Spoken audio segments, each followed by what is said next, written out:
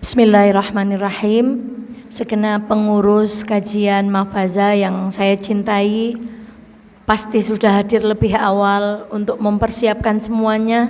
Semoga menjadi pahala untuk ibu semuanya, saudaraku semuanya, orang-orang pilihan Allah. Tidak mudah datang ke kajian saat ini. Allah menguji kita dengan cuaca yang luar biasa. Apalagi ibu-ibu meninggalkan rumah itu perjuangannya luar biasa. Untuk berangkat Mahfaza ini persiapannya sudah tadi malam. Mana yang mau dibawa, baju yang mau dipakai, apa semuanya. Tadi malam jam berapa saya WA ibu, Bu, saya belum tidur masih nyiapkan PowerPoint. Yang sini pokoknya laptop itu saya taruh di bantal, kemudian sebelah sini sambil ngeloni. Enggak apa-apa. Bismillah, semoga Allah ridho dengan apapun upaya ibu-ibu dari rumah. Dan alhamdulillah hari ini kita disampaikan oleh Allah kakinya ke sini. Kita awali, assalamualaikum warahmatullahi wabarakatuh. Alhamdulillahi rabbil alamin. Alhamdulillahilladzi la ya'til hasanata illa minhu. Ashhadu an la ilaha illallah wa ashhadu anna Muhammadan abduhu wa rasuluh. Allahumma salli ala Muhammad wa ali Muhammad kama sallaita ala Ibrahim wa ali Ibrahim innaka Hamidum Majid. Sehat sedaya ibu-ibu? Alhamdulillah, atas izin Allah, atas kasih sayang Allah, atas rahmat Allah kepada kita semuanya. Enggak apa-apa ruangannya kosong. Yang memenuhi ruangan ini adalah malaikat yang ditugaskan oleh Allah langsung khusus. Malaikat ini enggak punya tugas lain kecuali bertugas memenuhi majelis taklim sampai orang yang datang ke majelis taklim itu kembali ke rumahnya. Kita harus ingat ketika tadi ibu melangkahkan kaki bismillahirrahmanirrahim, itu malaikat meletakkan sayapnya ngikutin kita hormat.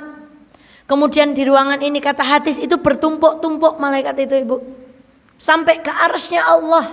Bukan jejer-jejer tapi bertumpuk-tumpuk, dan mereka tidak meninggalkan kita kecuali kita sudah sampai rumah lagi.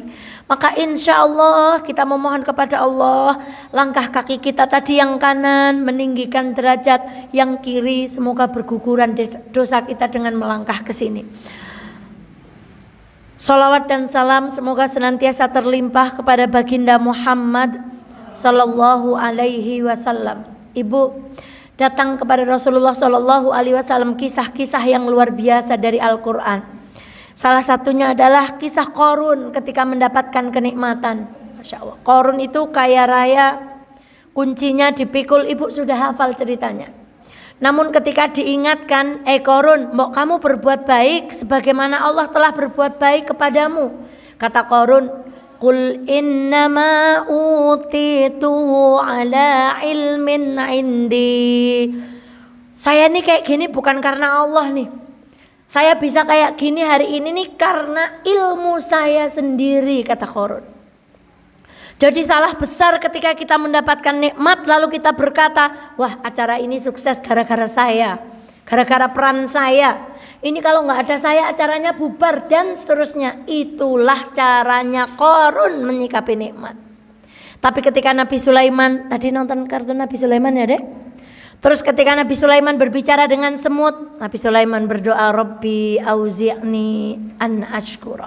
Ketika Masya Allah, siapa yang bisa memindahkan istana Balqis? Kemudian jin angkat tangan, saya akan memindahkan sebelum Nabi Sulaiman itu bangkit dari tempat duduknya. Kemudian ada yang bisa lebih cepat lagi. Ternyata ada orang soleh yang mengatakan bisa memindahkan kerajaan Ratu Balqis sebelum Nabi Sulaiman berkedip. Ini kata guru-guru kami yang namanya setan itu dari dulu sudah kalah tender ibu. Ini kami sampaikan di pengajian-pengajian. Kalau setan tadi sebelum itu, tapi kalau orang soleh tadi sebelum matanya Nabi Sulaiman. Masya Allah. Jadi dari dulu kita tuh sudah lebih menang. Dan apa? Ketika istana itu betul-betul sampai ke kerajaan Nabi Sulaiman, Nabi Sulaiman berkata, hadza min fadli rabbi. Jadi kalau ada yang muji ibu, masya Allah jenengan kok ayu temen. Apa jawabannya? Min fadli rabbi. Mari kita ucapkan. Ya Allah, ibu kok rajin sekali ngajinya. Jawabannya?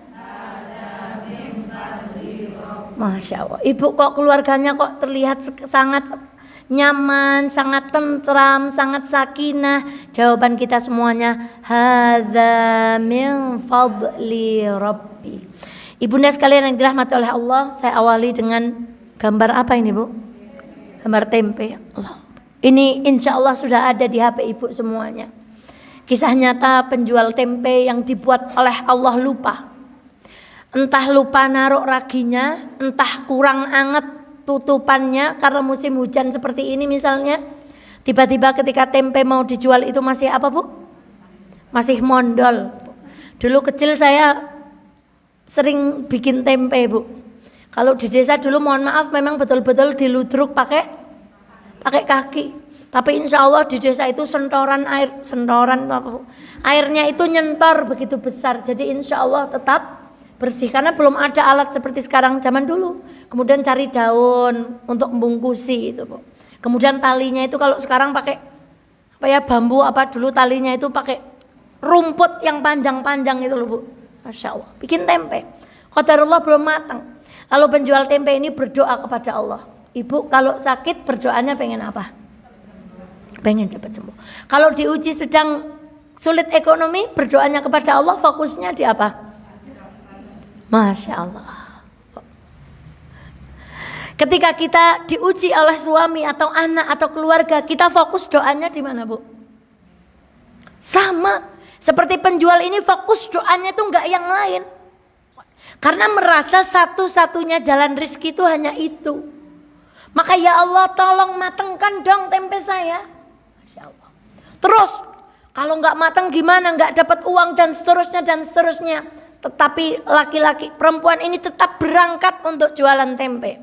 Tambah gelisah lagi ketika melihat penjual tempe yang lain tempenya matang-matang sudah pada laris dan beliau belum terjual. Masya Allah. Dan beliau itu pesimis, itu kita. Kok berdoa sakit belum sembuh-sembuh? Jangan-jangan apa, Bu? Nah, ibu tuh takut sama penyakitnya apa takut sama matinya? Takut sama matinya. Takut sama matinya. Kita divonis penyakit apa? Bukan takut dengan penyakitnya, tapi takut dengan matinya. Betapa khawatirnya penjual ini hingga Allah menentukan ceritanya bagaimana, Bu? Tiba-tiba ada seorang laki-laki datang mencari tempe mondol. Kemudian ini berubah doanya. Tadi minta tempe dimatengkan, sekarang minta tempe. Kemudian minta sama Allah, tolong jangan matangkan dulu ya Allah, please. Beliau sekarang deg-degan. Jangan-jangan tempenya itu matang. Karena pembeli yang datang kepada beliau itu mencari tempe yang Masya Allah. Itulah kita. Masya Allah. Dijual, laku. Kemudian ditanya, kenapa sih Bapak kok mencari tempe mondol? Padahal saya itu khawatirnya luar biasa. Saya itu mahasiswa Korea, mau pulang nanti. Saya pengen bawa tempe biar bisa dimakan di luar negeri. Kalau bawa dari sini mondol sampai sana. Masya Allah. Apa pelajarannya, Ibu? Betapa sering kita itu memaksa Allah. Kita memaksa Allah. Kita itu selalu doanya, ya Allah mbak saya dikasih ini. Kita lupa bahwa yang terbaik menurut kita belum tentu yang terbaik menurut Allah. Maka doanya itu, ya Allah tolong berikan kami yang terbaik menurut-Mu. Kalau yang terbaik menurut Allah pasti yang terbaik untuk kita. Allah yang paling tahu kita. Allah tahu betul, Ibu. Kebutuhan kita saat ini tuh apa, Allah tahu. Tetapi kenapa Allah belum memenuhi itu? Karena Allah tahu yang terbaik untuk kita saat ini. Maka ibunda sekalian yang dirahmati oleh Allah, hendaklah kisah tempe ini, Masya Allah, orang yang beriman ketika mau makan tempe, besok kalau mau makan tempe ke mall, makan tempe goreng, jadi ingat kisah ini. Tapi orang tidak beriman, udan ya, Masya Allah, telung dina kak udan ora, leren-leren kumbahane ora. Tapi orang beriman gak akan seperti itu. Alhamdulillah kita diberi kesempatan untuk berdoa banyak-banyak karena waktu hujan adalah waktu mustajab untuk berdoa. Judul kajian kita hari ini apa Ibu? Ya. Kami akan membahas beberapa hadis yang disampaikan oleh baginda Muhammad SAW tentang perumpamaan ini. Ibunda sekalian yang dirahmati oleh Allah, suatu hari Rasulullah SAW bersabda, "Aku dengan nabi-nabi sebelumku seperti bangunan yang terbuat dari batu bata." Masya Allah. Rumah ini cantik atau tidak Bu? Masya Allah. Mesti Ibu langsung kepengen gak sih? Masya Allah. Cantik. Kata Rasulullah, aku dengan nabi-nabi terdahulu seperti bangunan yang terbuat dari batu bata. Rasulullah nggak bilang batako, Rasulullah tidak bilang hebel, Rasulullah tidak bilang batu, tetapi Rasulullah mengatakan seperti batu bata. Namun di antara bangunan yang megah itu ada satu lubang yang masih bolong. Kemudian orang-orang itu berkata, andai ada yang meletakkan labinah, apa Bu? Ulangi lagi. Ulangi lagi. Andai ada yang meletakkan labinah ke dalam lubang itu, niscaya bangunan itu akan tambah sempurna. Lalu Rasulullah SAW, dan akulah labinah itu, dan akulah batu bata terakhir yang membuat bangunan yang sudah nyaris sempurna tadi kurang satu lubang. Kemudian Rasulullah SAW menempatkan diri beliau, akulah labinah itu, kemudian akulah yang menutup lubang itu. Allahu Akbar. Ini yang mengatakan bahwa Rasulullah itu adalah nabi terakhir. Jadi kalau ada sekarang ngaku-ngaku nabi lah, aliran apa, sudah, kita itu sudah finish akidahnya nabi terakhir ya baginda Muhammad. Wow. Kemudian apa pelajarannya Bu? Kok Rasulullah tidak memisalkan diri beliau seperti emas Bu? Kok enggak seperti bangunan emas? Tetapi Rasulullah hanya memisalkan labinah. Dan aku labinah itu, dan aku sebongkah batu bata itu. Allahu Akbar. Maka mari kita lihat. Yang pertama dari Abu Musa radhiyallahu anhu, Nabi Muhammad sallallahu alaihi wasallam bersabda, "Al-mu'min lil mu'mini kal bunyani yashuddu ba'duhu ba'da." Kata Rasulullah SAW, seorang mukmin terhadap mukmin yang lain adalah bagaikan satu bangunan yang sebagiannya menguatkan sebagian yang lain. Masya Allah. Tadi Rasulullah memisalkan dirinya seperti apa Ibu? Kok enggak seperti yang lain? Ibu, mari kita belajar dari sebuah bangunan. Ada apa saja? Ada apa saja di bangunan kita ini? Ada besi, ada batu bata, ada cat, ada kusen, ada teropong asap, bahkan ada rumput. Maka kalau bangunan ini, Masya Allah, kalau kita melihat rumah ini yang diuji, yang dipuji kan, Masya Allah desainnya bagus sekali. Berarti yang dipuji siapa? Desainernya. Kita lupa bahwa di dalam tiang-tiang yang berdiri ini ada besi. Bahwa di dalam pondasi rumah ini ada cakar ayam yang kuat, siap menopang beban berat di atasnya.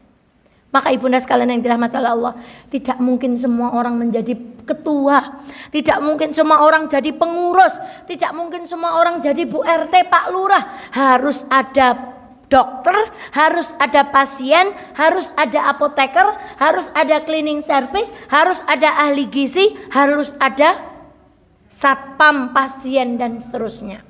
Tapi pesan yang ingin disampaikan Rasulullah dari perumpamaan ini, apapun bagian kita saat ini, jadilah bagian yang terbaik. Itu yang sering kita lupa.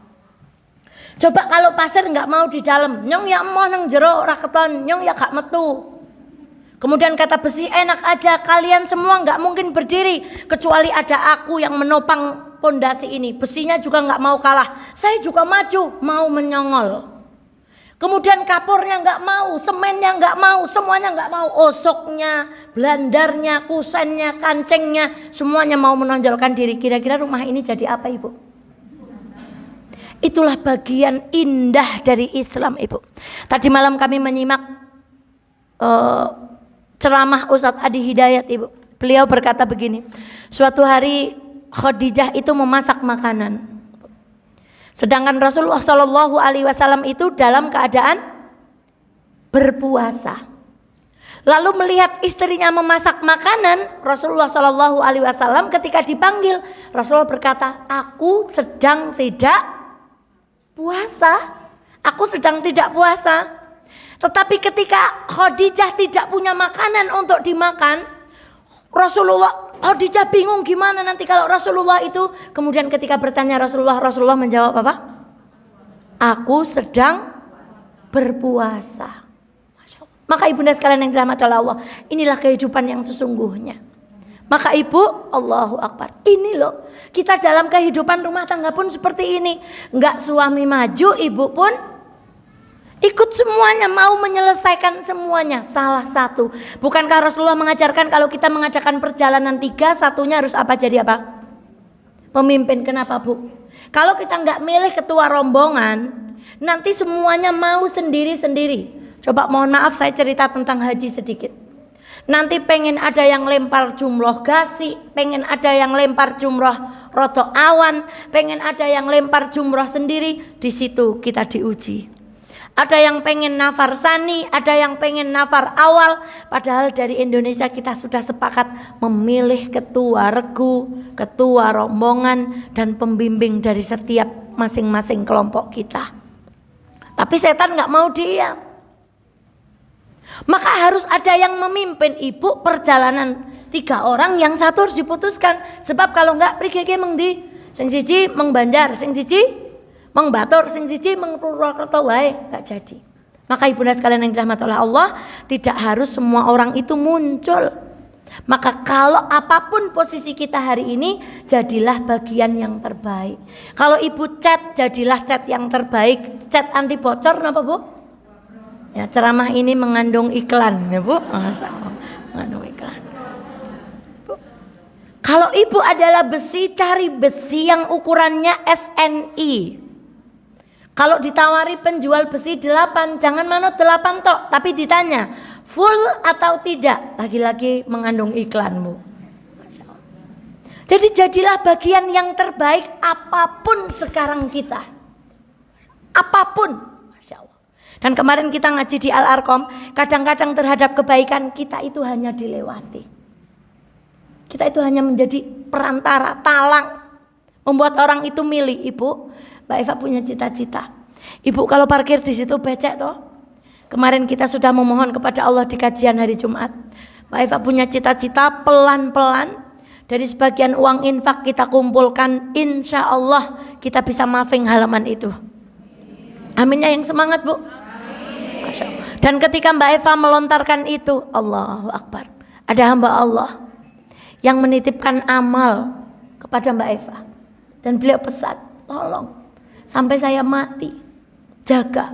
Kemudian saya pun berjanji, insya Allah selama Allah memberikan nyawa, saya akan memohon kepada Allah untuk menutup lisan ini, untuk tidak berkata siapa orang itu. Nitip infak kepada kami 15 juta. Kenapa Allah melewatkan saya bu? Bisa saja beliau langsung kasih ke takmir, tapi Allah melewatkan saya. Kenapa? Karena Allah ingin saya menjadi perantara. Maka ketika ibu ditunjuk Allah menjadi perantara, jadilah perantara yang terbaik. Kadang-kadang ibu hanya menjadi wasilah. Siapa yang datang ke ruangan ini karena melihat pengumuman di WA, unjuk tangan. Masya Allah. Semuanya kan bu? Siapa yang posting WA di grup kita, maka beliau mendapatkan pahala kita tanpa dikurangi sedikit pun. Dan hari ini beliau izin tidak hadir. Maka jempol kita itu sakti, bisa mengantarkan kita ke surga. Tergantung kita mau pakai apa. Kadang-kadang hanya menjadi perantara. Lagi bu, enggak sesekali itu. Masya Allah.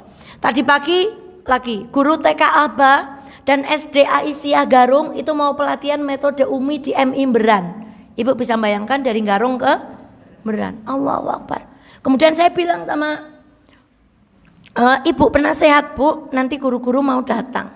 Kemudian Mbak Eva, saya bagian sangunya. Lah kok lewat saya lagi?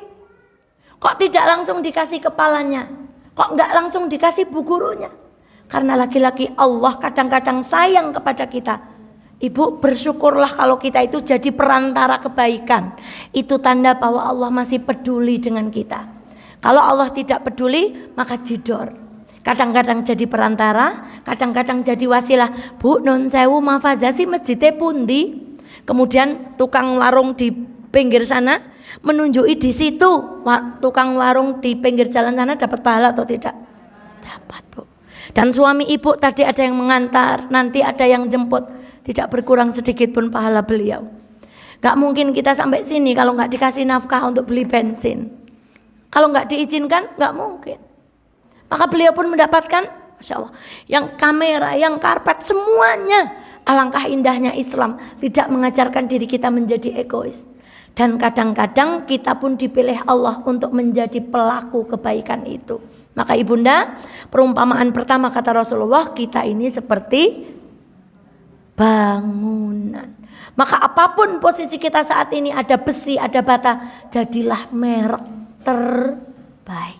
Yang kedua, kata Rasulullah Sallallahu Alaihi Wasallam dari Nu'man bin Bashir radhiyallahu anhu, Rasulullah Sallallahu Alaihi Wasallam bersabda, orang-orang mukmin itu bagaikan satu orang, apabila kepalanya terasa sakit, maka seluruh tubuhnya ikut sakit.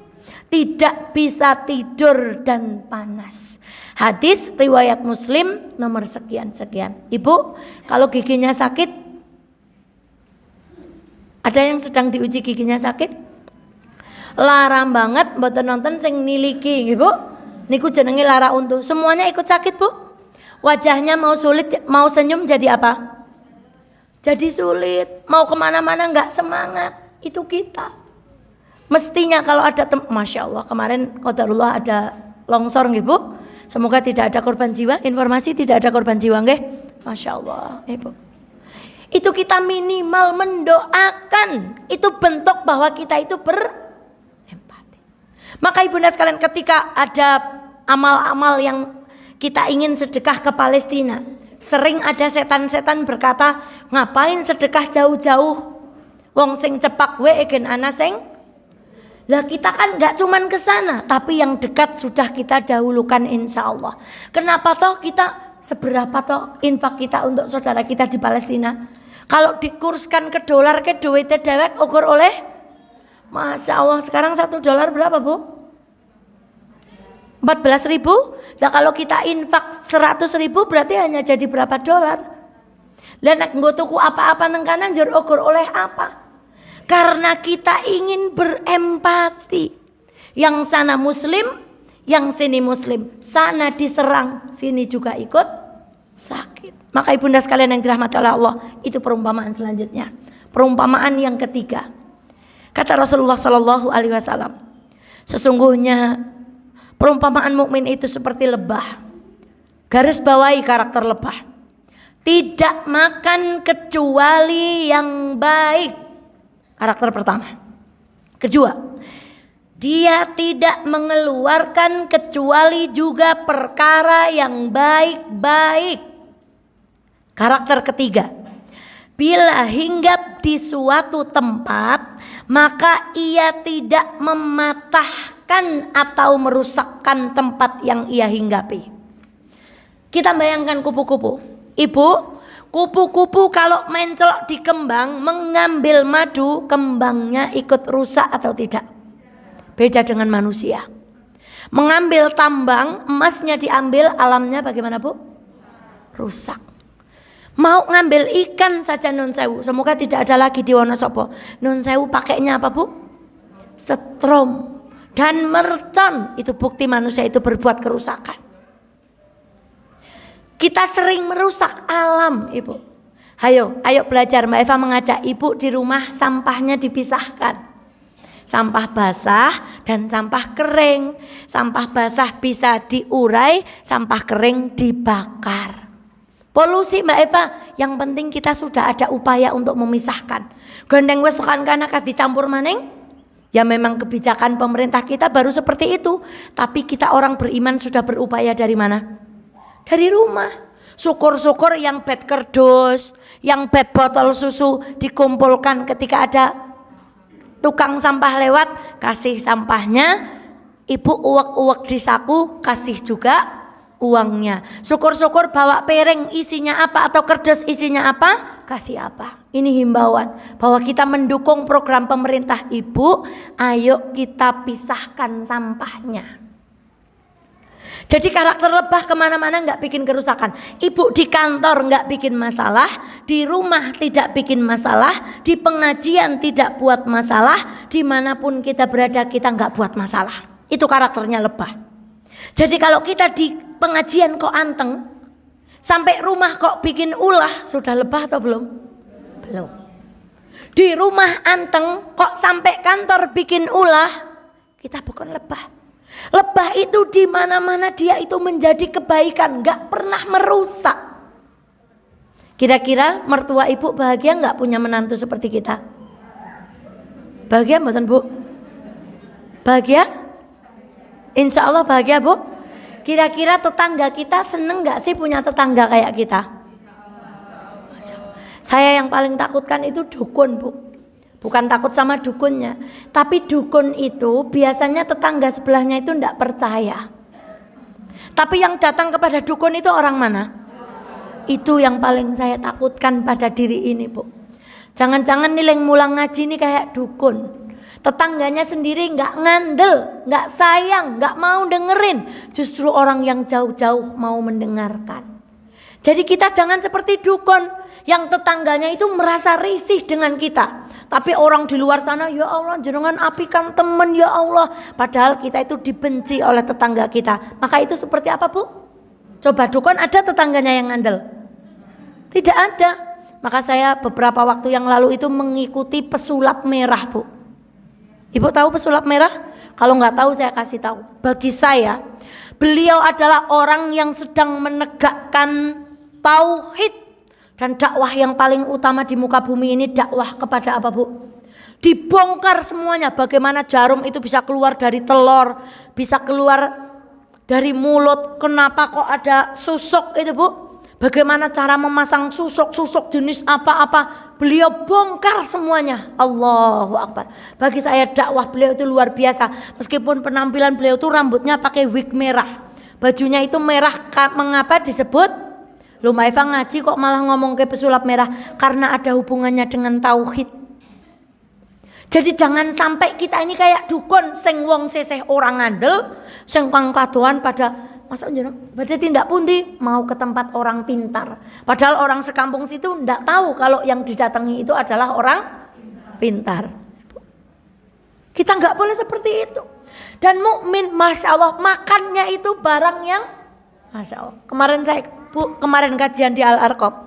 Barangkali Allah menahan bencana saat ini karena masih banyak orang sepuh. Tadi saya hampir nangis di kendaraan melihat orang sepuh tindak ke Masjid Al-Mansur.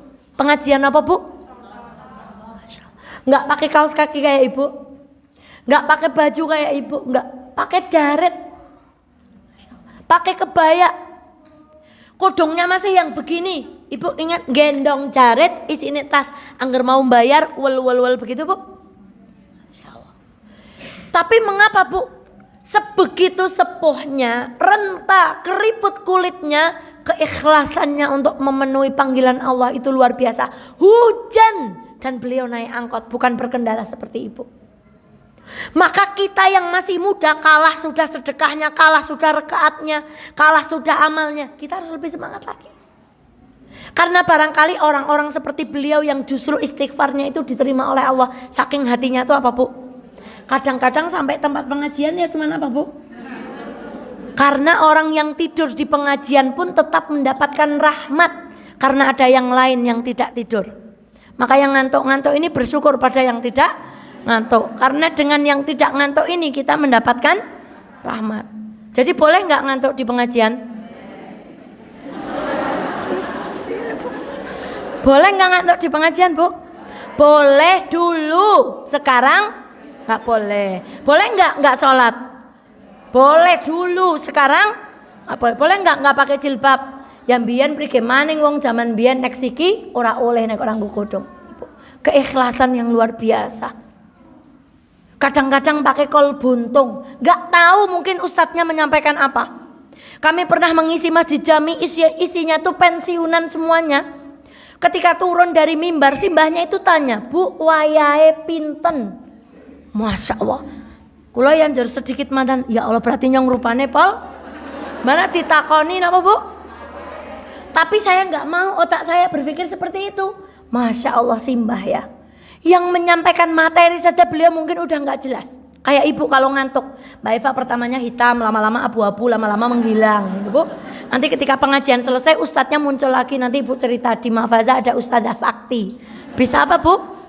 Bisa menghilang sesaat, nanti timbul lagi.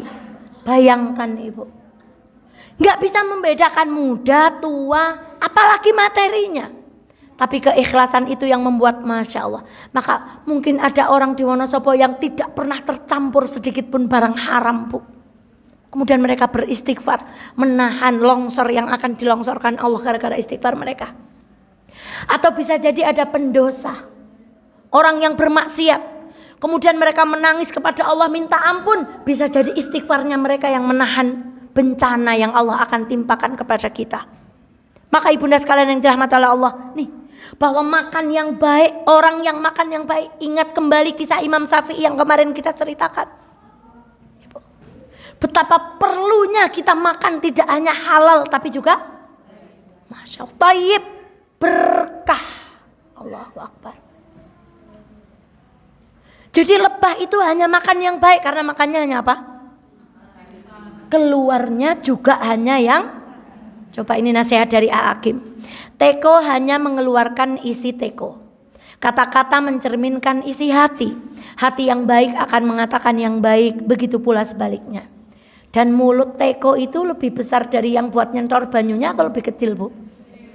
Yo belajar sekang teko. Berarti tutuke ke cilik. Ning bolongane dhuwur nika sing metu cenol-cenole bunder niku amba pundi niku kali sentorane. Ayo kita belajar pada teko. Dadi tutuke niku cilik. Tadi ada postingan banyak bicara mematikan hati. Ibu ingat hadisnya Rasulullah tuh kul falyakul khairan. Jadi kita disuruh berbicara dulu, bukan disuruh diam langsung. Kenapa sih panjenengan diam aja? Lah katanya ustadzah kalau diam itu emas. Diam itu lebih bisa, bukan perintahnya tuh falyakul khairan au liyasmut. Berkatalah yang baik, kalau nggak bisa bicara baik baru. Jadi ini yang salah. Jenengan kok meneng wae wong lihat kemungkaran, long meneng emas Kak. Bukan, katakan. Kemarin qadarullah di Masjid Al-Arqam ada seorang mbak itu berjualan. Saya bismillah memberanikan diri Mbak, insya Allah karena sayang. Besok kalau jualan di sana saja di luar ya, jangan di dalam masjid. Karena Rasulullah SAW itu mengatakan orang yang bertransaksi di dalam masjid tidak akan, Masya Allah itu mengerikan sekali Bu. Kemudian beliau, iya Bu maaf saya nggak tahu, nggak apa-apa. Orang nggak tahu itu nggak dosa. Yang dosa itu sudah tahu malah jarak. Maka kemudian saya bayar jual beli beliau di luar. Pengennya di halaman karena hujan kami bayar di teras. Jadi lisan kita itu bicara yang baik. Bukan prige sih orang ngerti temen aturannya. Nah udah salah lagi. Falyakul khairan auliyasmut. Dan ini bunda, mulut teko itu kecil. Ketimbang apa nih? Niko ketimbang niko nih lagi, ini hadis lagi. Tidak lurus iman seseorang hamba kecuali sudah lurus hatinya. Dan tidak akan lurus hatinya seseorang kecuali lurus lisannya. Astagfirullahaladzim. Sekelas Nabi Musa ditolong oleh Allah. Tetapi Nabi Musa ketika mau berdakwah kepada Fir'aun, beliau berdoa, Rabbis rahli wa yassirli. Nabi Musa Bu mau berbicara dengan orang itu minta tolong dulu sama Allah. Ini tips ibu kalau mau bicara dengan suami, itu permasalahan yang penting. Jangan ujuk-ujuk langsung bicara, tapi malamnya kita dahului dulu dengan permintaan kepada Allah. Paginya kita bicara dengan suami. Ibu mau membicarakan, le kue ke janjane pan meleh sing endi misalnya. Kok anak medok belum juga menjatuhkan pilihan kepada siapa? Bicaranya malamnya minta tolong dulu kepada Allah. Ini contoh yang dilakukan oleh Nabi Musa sebelum berbicara pada Fir'aun, berbicara dulu kepada apalagi para guru. Masya Allah. Sebelum berbicara kepada putra-putra didiknya, terlebih dahulu malamnya meminta tolong kepada Allah supaya yang disampaikan itu masuk ke dalam hati para muridnya. Lagi Bu, ini yang agak mengerikan. Allahu Akbar. Mathalul mu'min kamathaliz zar' la tazalur rihu tufi'uhu wala yazalul mu'minu yusibuhul bala. Hadis riwayat sahih, disahihkan oleh para ulama. Perumpamaan seorang mukmin seperti tanaman, angin menerpanya ke kiri dan ke kanan. Seorang mukmin senantiasa mengalami cobaan. Sedangkan perumpamaan orang munafik seperti pohon yang kuat, tidak pernah, kata Allah, tidak pernah, kata Rasulullah, tidak pernah, kata Rasulullah, digoyangkan pohon itu oleh angin sampai ia ditebang. Silahkan angkat tangan siapa yang mau mengambil pelajaran dari hadis ini. Ibu, ada Ibu? Apa pelajarannya Bu? Siapa Bu? Seorang mukmin itu seperti pohon, digoyang sama Allah ke kanan, ke kiri, ke kanan, ke kiri terus. Tapi orang munafik, kata Allah melalui lisan baginda Muhammad SAW, seperti pohon, gak pernah sama sekali digoyang angin, sampai ditebang, pes, dan pohon itu tumbang. Apa pelajaran yang bisa kita ambil? Allahu Akbar, istidraj. Hati-hati Bu.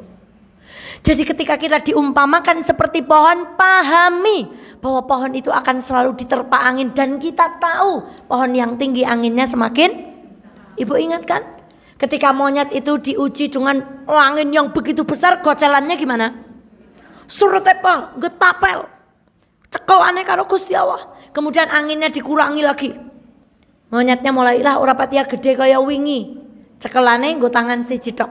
Begitu diganti oleh Allah, monyet ini tertiup dengan angin-angin sepoi. Kata monyet, lah kimono anginnya cilik nyong usah gocelan. Lalu monyet itu apa Bu dalam kisahnya Bu?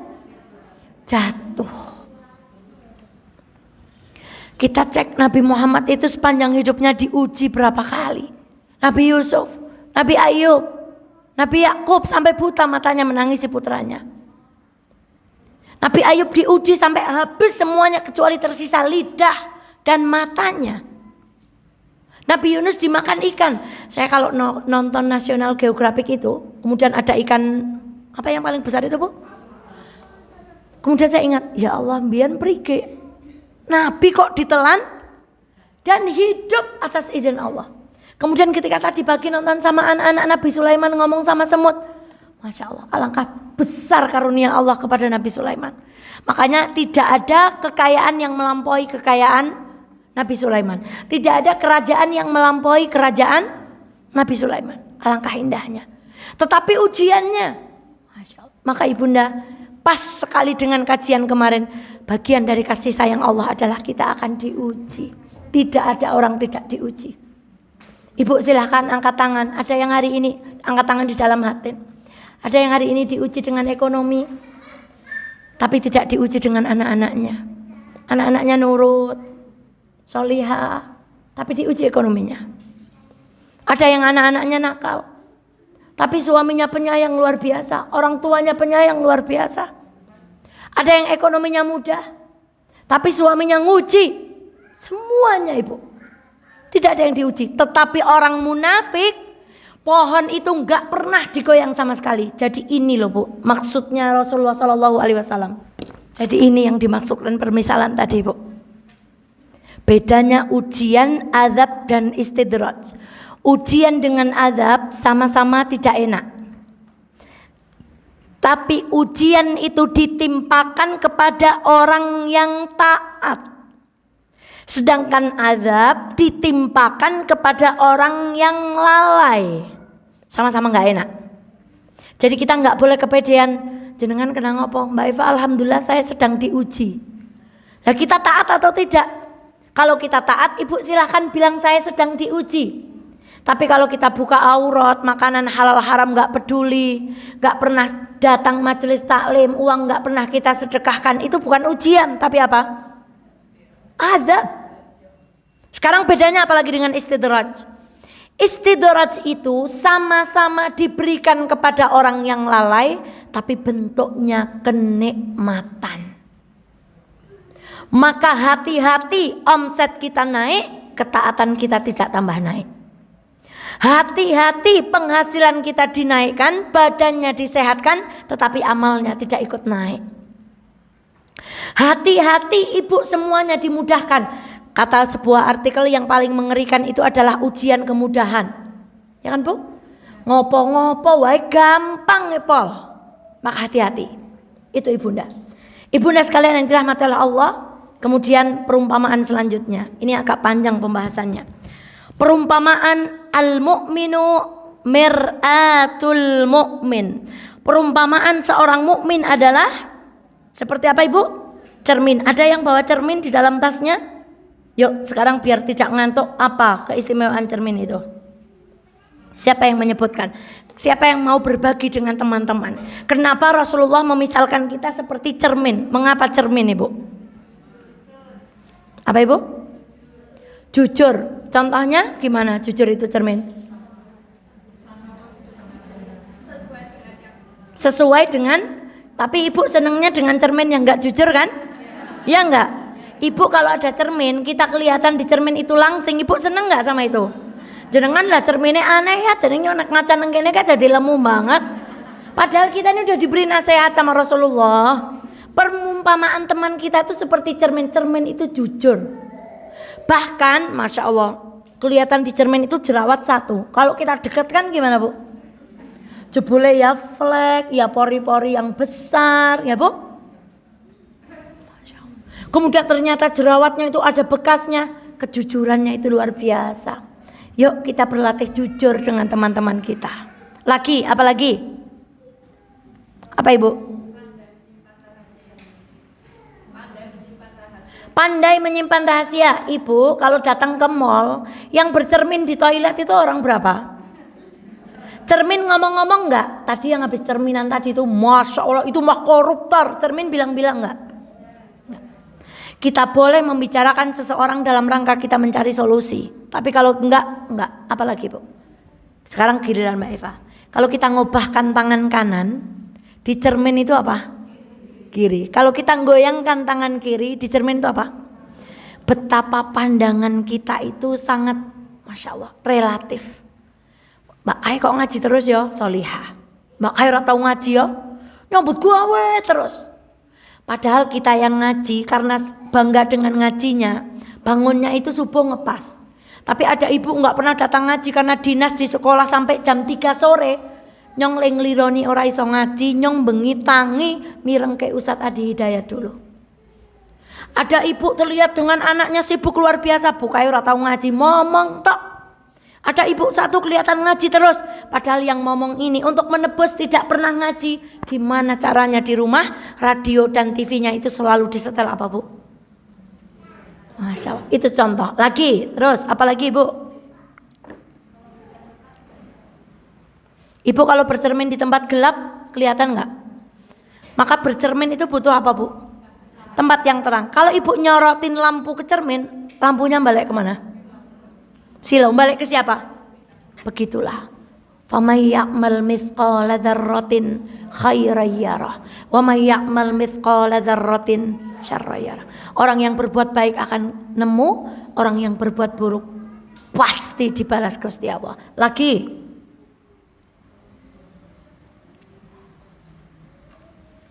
Oh. Ibu bercermin yang asli ibu apa yang dicermin? Ibu kalau bercermin yang asli ibu apa yang dicermin? Yang dicermin apa ibu? Loh, ayo nih dijawab Bu. Ibu itu yang asli kalau kita bercermin itu yang asli itu yang ngoco apa yang nang jero kaca? Yang ngoco. Karena cermin mengajarkan kita sesungguhnya aslinya kita itu hanya apa ada yang diri kita. Kita melihat orang bangun masjid-masjidnya bagus, yang ada sama Allah akan dicatat. Itu yang ada pada diri kita. Ikut nyupport enggak, ikut mendoakan enggak, ada kajian kita seneng enggak, mendukung enggak, itu cermin. Kemudian cermin caranya memberitahu kita, jenengan jerawate pol gedine gitu gimana bilangnya cermin, Bu? Cermin bilangnya gimana? Jenengan elek banget yakin. Bilang gitu apa enggak? Enggak. Itu artinya cermin itu kalau memberitahu aib seseorang dengan cara yang apa? Dengan cara yang luar biasa lembut. Misalnya kita mendapati teman kita kelalen nggo kelambi suwek. Ya Allah Bu, jenengan kelambine suwek, maka beliau akan malu. Ditarik. Ibu kami pernah nge-share, itu ada tes di Korea. Seorang remaja itu dikasih, mohon maaf, pewarna di celana putihnya. Kemudian dia dibuat mondar-mandir di pusat keramaian di kota itu. Untuk ngetes gimana respon orang-orang yang di sekitar. Ada yang mengatakan ikai haid jiji teman orang ngerti carane. Ada yang nanya kamu siapa, ibumu di mana. Tapi ada yang datang kemudian membelikan softtek, kemudian mengajak dia ke sebuah toko ganti celana dan seterusnya. Itu cermin. Itu bagaimana cara kita memberitahu kesalahan orang lain itu dengan baik. Dan itu sekaligus ngetes kalau kita melihat sesuatu itu kita respon atau tidak. Itu cermin. Maka ibunda sekalian yang dirahmati oleh Allah, ibu-ibu sekalian adalah cermin saya. Maka kalau ada kesalahan dalam saya menyampaikan tadi, diislah, dibetulkan. Bukan dibiarkan kemudian mau Mbak Eva salah, tapi betulkan. Itu bukti bahwa ibu itu jujur dan sayang kepada Mbak Eva. Sebelum terakhir, matalul mu'min matala sabilatidz zahab inna nafakhat 'alaiha ahmarat wa in wazanat lam tangkus. Perumpamaan seorang mukmin itu seperti emas yang ditempa. Kalau engkau meniupkan api di atasnya, ia menjadi merah. Kalau engkau menimbangnya, tidaklah berkurang. Siapa yang mau mengambil pelajaran lagi? Emas itu apa istimewanya, Bu? Apa keistimewaan emas, Bu? Mengapa Rasulullah itu memisalkan kita itu dengan kok enggak seperti matahari gitu, Bu? Kok enggak seperti bulan, kok enggak seperti bunga mawar, tetapi Rasulullah memilih benda-benda khusus yang itu mendatangkan pelajaran yang luar biasa. Apa pelajarannya emas, Bu? Harganya mahal, lalu awet, lalu tidak luntur, lalu langka. Nah, barang niku nek longko regone larang, tapi nek pirang-pirang barange regane. Pertanyaan selanjutnya, ibu termasuk barang langka apa akeh batire? Ya, Bu? Kalau kita termasuk barang langka, insya Allah suami kita kalau kita meninggal akan berkata, tidak ada yang mampu menggantikan dia di dalam hatiku. Nek dewek awal nang anak-anak nang kene anak sing kaya dheweke pirang-pirang, maka begitu kita meninggal suami kita datang orang takziah sudah mulai ngiling-ngiling. Kayane Mbak Kai pas nggo biongane anak-anak, Bu. Jadi pertanyaannya, kita ini termasuk yang langka atau yang awal? Bu. Istri yang marah-marah, banyak enggak barangnya? Ibu suka marah-marah enggak? Awal. Ya. Suami bicara tinggi, istri balik lebih tinggi, banyak enggak barangnya? Ibu kalau suami bicara tinggi ikut bicara tinggi enggak? Awal maning. Ibu. Istri yang di rumah nonton sinetron, bae sing dibahas sinetron bae. Oke, barangnya mboten. Sudah tindak ngaji yang ditonton masih sinetron, ada enggak di sini? Awal pokoknya ngerikenana. Ibu.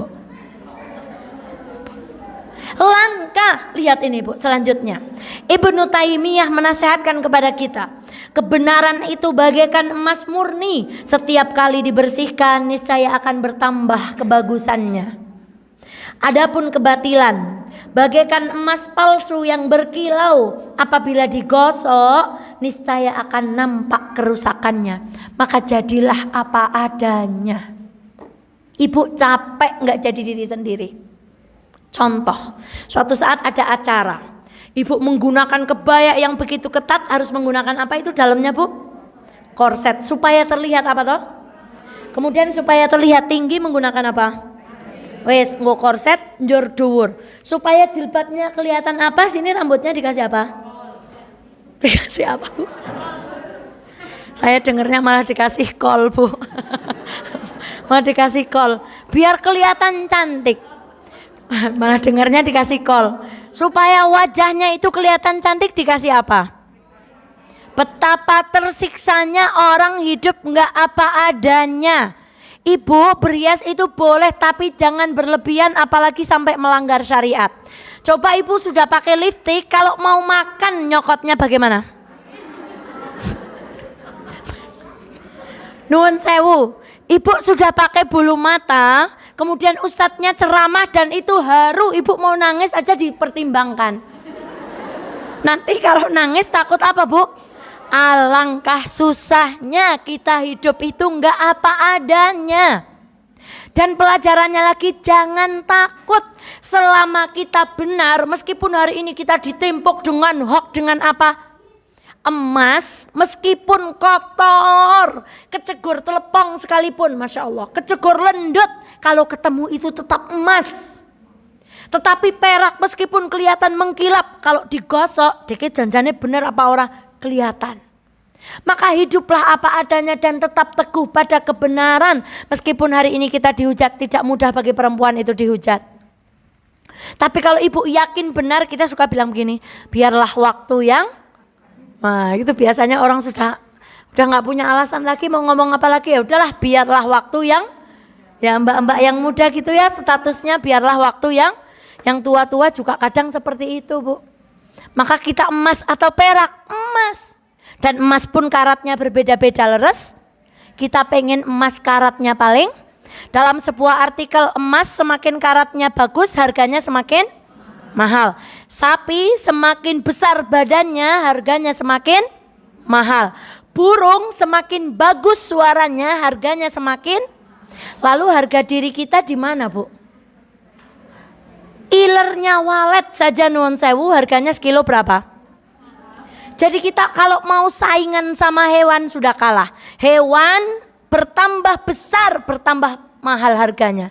Ilernya saja berharga. Maka harga diri kita itu terletak pada amal sholih. Yang terakhir, alhamdulillah pengajian kita selesai. Permisalan kita adalah seperti pohon kurma. Bagaimana ceritanya? Ada yang ingat cerita ini? Dulu ini pernah menjadi materi di Mafaza. Suatu hari Rasulullah SAW berkumpul. Dikatakan di dalam hadis itu ada 10 sahabat senior.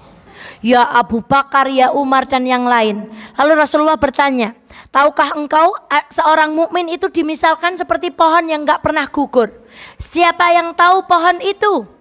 Sahabat menjawab dengan jawaban yang salah. Tapi ada ulama kecil, ada sahabat kecil namanya Ibnu Umar. Dia tahu, saya tahu jawabannya itu pohon kurma. Tapi beliau nggak mau matur karena yang di situ itu ulama-ulama besar. Apa pelajarannya, Ibu? Kadang-kadang kita itu tahu yang sepuh tidak tahu. Tapi kalau ibu dalam satu forum yang sepuh itu sedang dituakan, meskipun kita tahu tolong jaga. Karena apa, Bu? Menghormati hormat yang sepuh-sepuh. Ini ilmu komunikasi. Kalau ibu temannya datang memberitahu sesuatu, ibu matur gini, Masya Allah saya baru tahu. Kalau suami ibu bicara sesuatu bilang, wes ngerti ketwingin, jenengan aku ngerti. Kalau suami ibu cerita sudah gegap gempita seolah-olah beliau mau memberikan informasi pertama, bilang, Masya Allah bagus sekali ya, Bunda baru tahu. Padahal ibu sudah nonton videonya itu berapa kali? Aku oleh ya. Nah, Bunda sih suruh ketwingi, peng bola bali. Ini contoh yang dicontohkan betapa Ibnu Umar meskipun berilmu, tapi di situ karena ada ulama-ulama besar, ada sahabat-sahabat besar, maka beliau tidak menjawab itu. Lalu Rasulullah karena jawaban para sahabat itu salah, lalu Rasulullah mengatakan pohon kurma. Yuk sekarang kita belajar mengapa kita dimisalkan seperti pohon kurma. Angkat tangan. Ya. Karena semua bagian Allahu Akbar. Karena seluruh bagian dari pohon kurma itu bermanfaat. Apa manfaatnya dan apa keistimewaan yang lain? Jawabannya betul. Yang lain? Ini enggak tes enggak Bu? Enggak UN enggak. Salah tuh enggak apa-apa Ibu. Ayo Bu. Apa Bu? Ini sudah pernah jadi materi ya di sini ya di Anissa ya di Al Hasna. Kue kan mulane ngaji. Awal dari gerbang ilmu itu ingin tahu, puncak dari ilmu itu tidak tahu. Jadi puncak ilmu itu bukan tahu, tapi puncak ilmu itu karena semakin tidak tahu kita semakin ingin belajar. Tapi kalau puncak ilmu tahu, lah nyong wis ngerti Kak. Buktine ngaji wis iki kelalen. Kok duluru maning catetane nang buku sing jilid endi ya? Sing kurma. Apalagi ayo? Ayo Bu, ya silakan Bunda. Masya Allah, Ibu, kurma itu pohon yang sangat kuat. Itu bayangkan, tadi kami juga nonton Maryam ketika melahirkan itu Bu. Mau melahirkan kok kan ngungkur-ngungkur kuet kurma sama Allah. Wahuzzi ilaiki bijida'in nakhlati tusaqit alaiki rutaban janiyah, kata Allah. Wahai Maryam, goyangkan pohon kurma itu. Padahal masih bukaan sudah mules Ibu, Masya Allah. Kadang-kadang nyebut nama Allah aja ada yang gak bisa. Kok ada orang bukaan mau melahirkan kon ngungkur-ngungkur wet kerambil. Kira-kira wet kerambilnya undrek atau tidak? Tapi begitu Maryam itu menggoyangkan pohon kurma, yang jatuh apa? Mari kita belajar dari ini. Yang jatuh itu rutop. Ibu tahu rutop itu adalah kurma yang paling enak. Gemadeng tapi OTW mateng. Itu namanya rutop. Logikanya kalau kita goyang-goyang, yang gigol itu yang apa? Yang bosok malah kalau nggak untung. Atau yang mateng banget cara jambu. Zaman cilik mbiyen kan, ora teng menek jambune dikapakna. Yang penting bukan punya tetangganya. Guyuk-guyuk, telebuk-telebuk, sing gigol yang apa? Yang bosok-bosok. Tapi lihat bagaimana Allah ingin menunjukkan kepada kita yang dijatuhkan kepada Maryam itu rutop. Maka pelajarannya itu luar biasa. Usaha. Minta sama Allah. Meskipun kita sedang di titik lemah. Orang duwe duit, orang duwe dukungan, orang ono sing ngandel. Maryam tuh begitu, nggak punya tenaga. Kalau kita tetap mau berupaya, hasil itu wilayah Allah. Dan Allah tuh ngasih hasil bukan abal-abal Bu. Tapi kasih rutop yang terbaik. Betul, karena digoyang itu begitu kuat. Lagi pelajarannya. Ya udah Mbak Eva tak bocori satu. Kurma itu tumbuh di mana Bu? Di tanah tandus. Tepatnya di Indonesia kan jarang. Pelajarannya apa? Kurma itu hanya mau tumbuh di tempat-tempat tertentu. Dia nggak sembarangan tumbuh di mana-mana. Begitu juga iman kebaikan hanya mau tumbuh di hati-hati yang siap menampung kebaikan. Kalau hatinya nggak baik, kebaikannya ya nggak mau tumbuh di hati kita. Mbok ngaji amben setu, kalau hati kita nggak baik, nggak tumbuh, nggak towoh carane tanaman. Itu kurma. Lagi, apalagi gantian. Karo mengiling-iling begitu Bu. Ngarang pun boleh, boleh kali ini pelajaran mengarang kata Ustadz Adi Dayat ya Bu. Apalagi Bu? Ayo Ibu. Lagi, silakan. Pojok belakang, pojok kiri, kanan. Yang paling depan. Apa kurma? Apa Bu? Ibu kalau ke Arab, lihat kurma itu bawahnya alasnya gombol atau tidak? Gombol tuh apa bahasa Kaliwiro, sorry. Itu rumput-rumputnya itu pada pateng berantakan, apa pohonnya itu rapi, selangnya tertata rapi, sirami siji-siji. Apa Bu? Rapi. Jadi iman itu akan tumbuh dengan baik saat penyakit-penyakit yang menggerogoti iman itu diwatun. Makanya orang nandur pohon kurma itu tidak sembarangan. Coba cek di Arab setiap pohon kurma itu ada selangnya satu-satu Bu. Kemudian pohon-pohon sekitarnya itu dibabati. Itu namanya diwaton. Inilah fungsi kita ngaji itu diwaton. Astagfirullah nyong mau ngudung karo bapak. Diwaton berarti awal sih Bu. Ya Allah astagfirullah nyong berarti awal. Diwaton. Sehingga kalau kita maton itu dari kecil itu gampang cukup pakai tangan.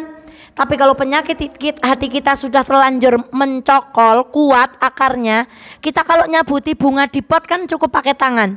Tapi kalau ibu mau babati suket yang di samping alas kayak ini pakai apa? Saya membayangkan persis seperti tadi permisalan orang munafik itu seperti pohon yang gak pernah digoyang, sekali digoyang arit yang datang tebas mati. Jadi ayo kita yang sensitif kalau sedang diwatun. Contoh kemarin terjadi penipuan gitu ya. Kemudian saya bilang gini, ini sama suami saya. Ya Allah, Bunda lagi mikir ya. Dosa apa ya kok hari ini kok kena penipuan? Kata suami saya malah guyung ngeker. Pede temen dosa apa? Kan bilangnya, yang dosa apa ya Allah kok diuji ngono.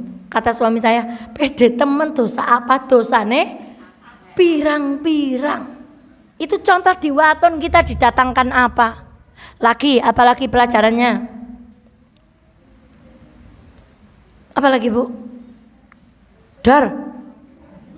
Apalagi? Tadi apa saja? Semua batangnya bermanfaat. Digoyang ujian tetap tegak.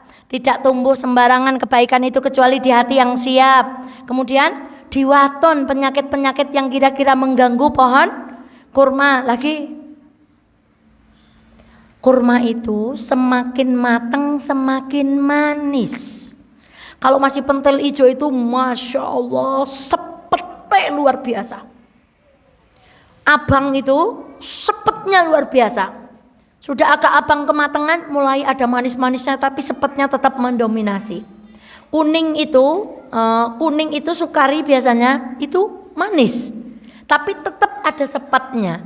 Tapi begitu dia rutop, tambah matang rasanya manis. Terus tak bocori, terusannya seorang mukmin itu semakin tua, semakin manis. Seperti pohon kurma. Kita menikah sudah berapa tahun? Semestinya usia pernikahan kita dari pertama kita menjadi istri yang semakin manis.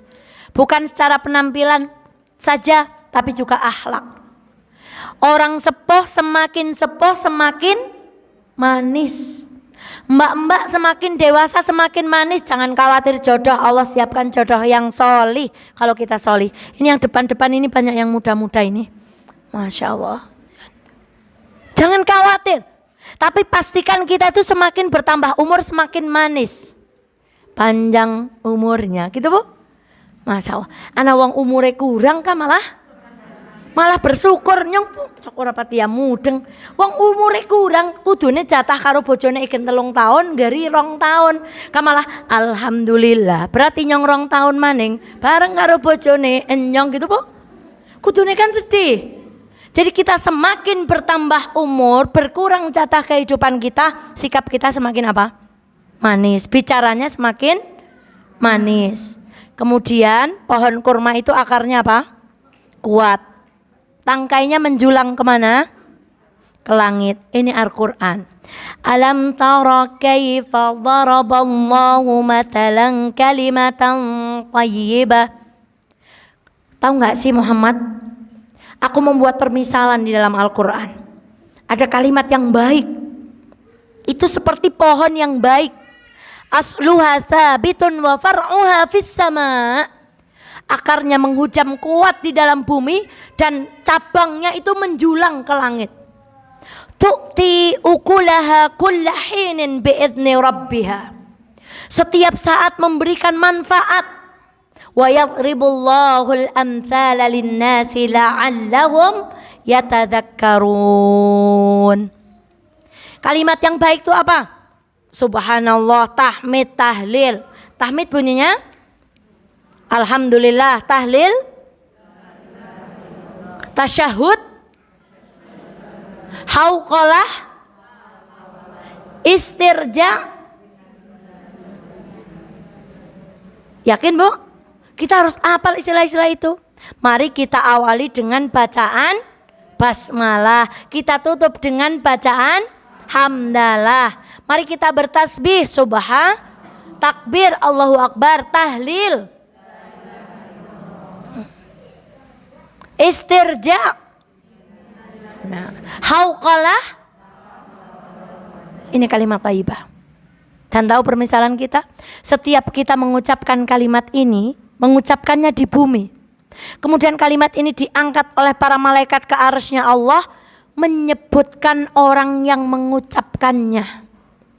Tadi Bu Fulan menyebutkan ini di Masjid Mafaza, menyebutkan kalimat ini. Dan kalimat itu tawaf bersama kebaikan para malaikat. Lalu ibu terkenal di kalangan penduduk langit. Bayangkan kalau kita nggak pernah ngomong yang baik, nggak ada yang diangkat ikut tawaf bersama para malaikat. Makanya tempat tawaf itu hanya dua, satu arsy-nya Allah, satu apa ibu? Ka'bah. Maka ibunda cintalah kepada kalimat-kalimat yang baik. Karena itu kita ucapkan di bumi, tapi kebaikannya di mana? Dan betapa banyak orang-orang yang tidak terkenal di muka bumi, namun terkenal di kalangan penduduk langit. Yang kemarin kecelakaan namanya siapa? Siapa namanya Bu? Oh ya, suaminya namanya siapa? Oh nggak tahu, alhamdulillah ya Allah. Anaknya namanya siapa? Kayaknya depannya hurufnya G ya Bu ya. Terus sekarang anaknya diasuh siapa Bu? Bu, itu kecelakaannya lagi ngapain sih Bu? Sekarang sopirnya statusnya sebagai apa Bu? Masya Allah. Ada seorang ustadz, bagi kita cukup istirja, innalillahi wa inna ilaihi. Semoga Allah mengampuni semua kesalahannya. Tapi ada pelajaran juga. Ada satu orang meninggal. Masya Allah, betapa gegap gempitannya kita. Tapi jutaan manusia dihancurkan oleh Israel. Di Syam, di Palestina, di Irak, di Rohingya. Kemudian di Cina. Masya Allah, apa yang sudah kita lakukan dan kalimat apa yang sudah kita ucapkan. Padahal kita tadi satu bangunan. Maka ibunda, nih, betapa teknologi itu sangat menguasai kita. Maka sebenarnya ibu bisa menguasai teknologi kalau jempol kita itu menjadi sakti. Yang di-share itu apa Bu? Jangan takut nge-share di grup. Salah tidak akan saya tegur di dalam grup. Insya Allah akan saya japri Bu. Kalau ibu punya artikel yang belum ada di grup, silahkan dibagi. Jangan takut kalau salah, kita betulkan sama-sama. Insya Allah kami bukan model orang yang kalau ada yang salah di grup, kemudian saya tulis di grup itu, mohon maaf postingan ini salah, tidak sesuai dengan, insya Allah akan kami japri Ibu. Maka gunakan jempol kita untuk kebaikan. Jadi dari awal permisalan kita satu seperti, tutup bukunya, tutup bukunya, tutup. Satu seperti bangunan. Dua, mulai ikhtilaf para ulama, urutannya aja udah berbeda. Nomor dua seperti tubuh. Nomor tiga seperti lebah. Nomor empat seperti pohon. Nomor lima seperti cermin. Nomor enam seperti emas. Nomor tujuh seperti pohon kurma. Siapa yang siap mengulangi dari nomor 1 sampai nomor 7 nggak kebalik? Lawang baru berapa menit kok udah kewalak-walik? Ya Allah, nggak apa-apa Mbak Eva, kewalak-walik insya Allah tetap ingat. Ibu, sebelum kami tutup, Mbak Eva berharap ibu kalau ngaji seperti ini ada yang jadi Bu RT, ada yang jadi kultum, di mana di arisan, sampaikan ini yang ringan. Kita itu seperti emas loh, nggak usah panjang-panjang. Masa wah emas kirgane larang, langka barangnya. Nek okeh berarti, nah itu tadi gitu, ditularkan. Kemudian nanti sampai rumah kita berbagi dengan suami, kita berbagi dengan keluarga. Masih ada yang siap menghafalkan nomor 1 sampai nomor 7 tanpa kebalik? Atau dibalik dari nomor 7 sampai nomor 1? Ulangi lagi cepat. 1 seperti? 2 seperti? Tubuh. 3 seperti? Lebah. 4 seperti? Tanaman. 5 seperti? Cermin. 6 seperti? Emas. 7 seperti? Nah, alhamdulillahirabbil alamin, berarti ibu le ngaji mboten ngantuk. Sing ngantuk tetap dapat berkah. Maka yang tadi ngantuk ayo salaman sama sampingnya, matur nuwun ya jenengan ora ngantuk, jernyong kesawaban oleh berkah. Demikian ibunda, sedikit kami tambahi sebelum kami tutup. Insya Allah infak-infak yang ibunda dikumpulkan, selain dikurangi sedikit untuk operasional, menyediakan minum, permen dan seterusnya, kita akan fokuskan untuk pembangunan, untuk pavingisasi dan juga ikut berpartisipasi seperti proposal-proposal yang masuk seperti hari ini. Misalnya ada masjid, ada panti asuhan, ada bencana, itu tetap akan kita prioritaskan. Insya Allah ibu yang percaya, amalnya digunakan sebaik-baiknya dalam kebaikan. Mohon maaf lahir batin. Saya akhiri, astagfirullah li walakum. Mohon maaf atas segala kesalahan. Assalamualaikum warahmatullahi wabarakatuh.